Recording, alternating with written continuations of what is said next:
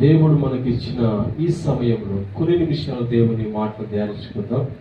ఈ ఆదివారం కూడా దేవుడు మనలో ప్రేమించి మనకు అనుగ్రహించిన ఈ సమయాన్ని కొన్ని నిమిషాలు దేవుని మాటలు ధ్యానించుకుందాం. ఈ దినం కూడా ఒక అంశాన్ని నేర్చుకోబోతా ఉంటున్నాం. ఏమిటి అంటే నోటిని గురించి మనము నేర్చుకోబోతా ఉంటున్నాం. నోరు, ఈ నోటిని మనం ఏ విధంగా జాగ్రత్తగా కలిగి ఉండాలో కొన్ని పరిశుద్ధ గ్రంథముల నుంచి మనకు దేవుడు రాయిస్తూ వచ్చాడు. కాబట్టి వాటిని మనము ధ్యానించబోతా ఉంటున్నాం.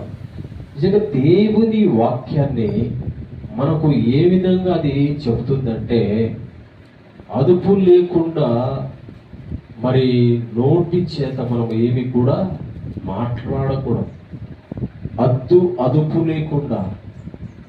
చాలా మంది అంటారు, రే నీ నోటికి అదుపు లేదా, పెద్ద చిన్న తేడా లేదా, ఎటుబడితే మాట్లాడుతున్నావు అని చాలా మంది పెద్దవాళ్ళు గద్దిస్తూ ఉంటారు.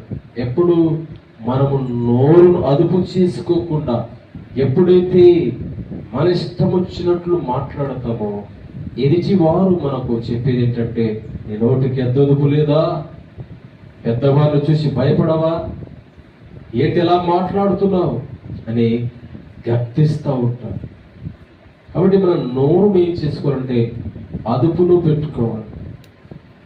ఈ నోటిని అదుపులో పెట్టుకొని మనము జాగ్రత్తగా మాట్లాడాలి. చూద్దాం సామెతల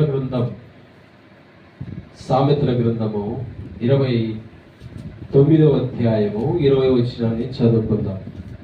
సామెతల గ్రంథం 29వ అధ్యాయం 20వ వచనం. ఆతృతపడి మాటలాడువాడిని చూచితివా, వాని కంటే మూర్ఖుడు సులువుగా గుణపడు. ఆతృతపడి అంటే ఎదిచివాడు కనబడితే సరే ఆతృతపడి ఏవేవో మాట్లాడేస్తూ ఉంటాం. వారితో చెప్పలేటి మన నోటి నుంచి ఏవైతే దాచుకోవాలనుకుంటున్నామో వాటిని వెంటనే కక్కేస్తాం. కాబట్టి ఆతృతపడి త్వరగా ఏం చేస్తామంటే మాట్లాడుతూ ఉంటాం. అందుకే బైబిల్ అంటుంది, ఎవడైనాను సరే ఆతృతపడి మాట్లాడకూడదు, ఎందుకంటే అది నీకు మంచిది కాదు, నువ్వు శ్రమల పాలైపోతావు.